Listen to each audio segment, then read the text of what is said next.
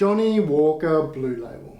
The king, the queen, the jester of all of world's whiskies.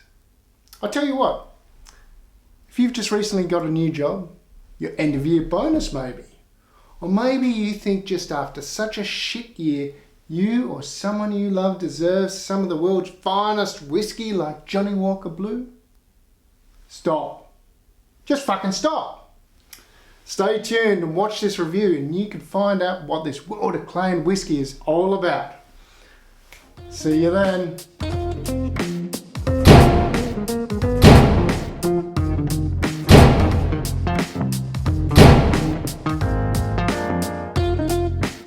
Well, look at this beautiful bottle of whiskey right here. This bottle of whiskey is not just a bottle of whiskey. This bad boy is a statement.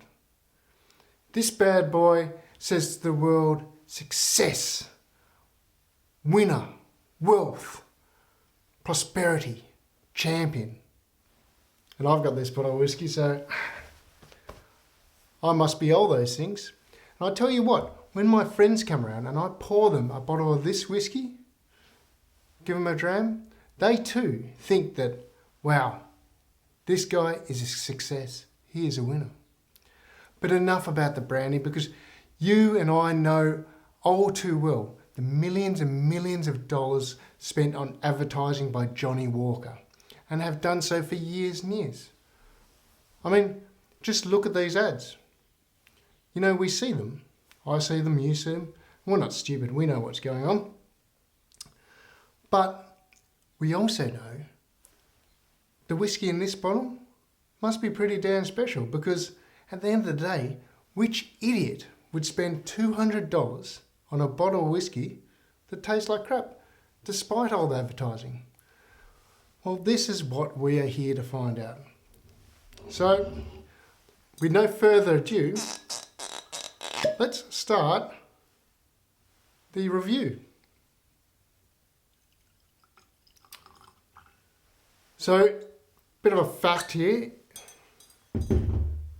In 1920, Johnnie Walker brand was distributed to 120 countries in the world. It is, and still is, the #1 selling Scotch, not blue, but Johnnie Walker, worldwide.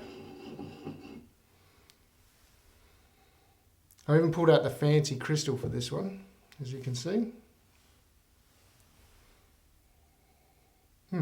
So on the nose. So it is 40%. So this is another thing. So this whiskey has been watered down as far as it can go to 40%. Even though it's meant to be 1 in 10,000 casks are picked for this whiskey, I think it's gone a bit too far. But let's see. On the nose I got vanilla, some cloves, some spice. It's got a delicate honey nose about it as well, with a slight citrus. And I think I'm getting some bit of heather in it too. The nose is, there's no burn to it, obviously, because it's 40%. It's got some good characters about it.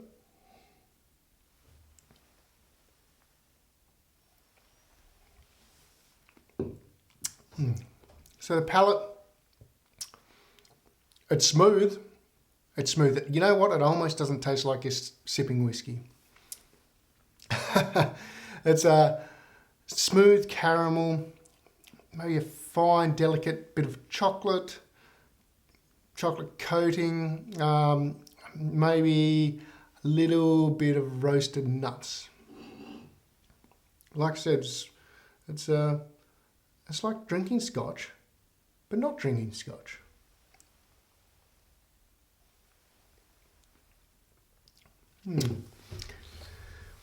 On the finish, I get a burnt caramel, a few bitter wood tannins, and a light spice. I would say the finish is short to medium. A rather unremarkable finish.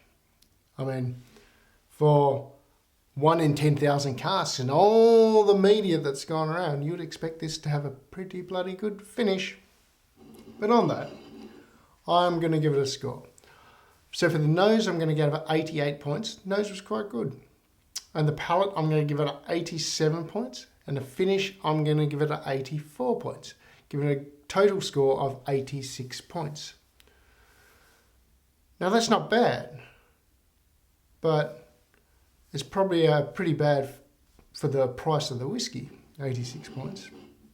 Now this whiskey, before I get to the was it worth it score, this whiskey was designed with one intent, one purpose, and that was to fill a missing gap in the market. And this was a big missing gap. This was to fill the gap for the up-and-coming businessman and woman who liked the occasional dram, but didn't want to drink Johnnie Walker Red or Black because it was a bit harsh. It was designed for the person that didn't actually like Scotch whiskey, but they liked the image, the statement, the look that it made when drinking this whiskey. We have been conditioned so much with this advertisements over years and years and years that almost every person that walks through duty free at some stage, back pre-2020 when we could walk through duty free in the airport, have looked at the Johnnie Walker stand and subconsciously, if not consciously, said to themselves, I should buy a bottle of this Johnnie Walker Blue for myself or my father or my father-in-law or my boss. But worse than that, we have been conditioned so badly, conditioned so well, that no matter what it tastes like, we're still going to love it. But deep, deep down in the bottom of our core, even though it's quite a nice, unremarkable whiskey that has no offensive nature to it, we end up being disappointed.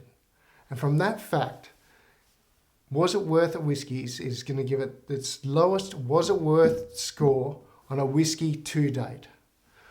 I'm going to give Johnnie Walker Blue Label a 2 out of 10, a thumbs down, because at $200 we could get 5 bottles superior to this whiskey.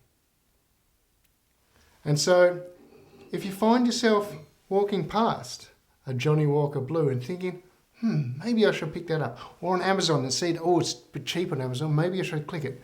Perhaps follow the slogan of Johnnie Walker's advertisement and keep on walking. Cheers.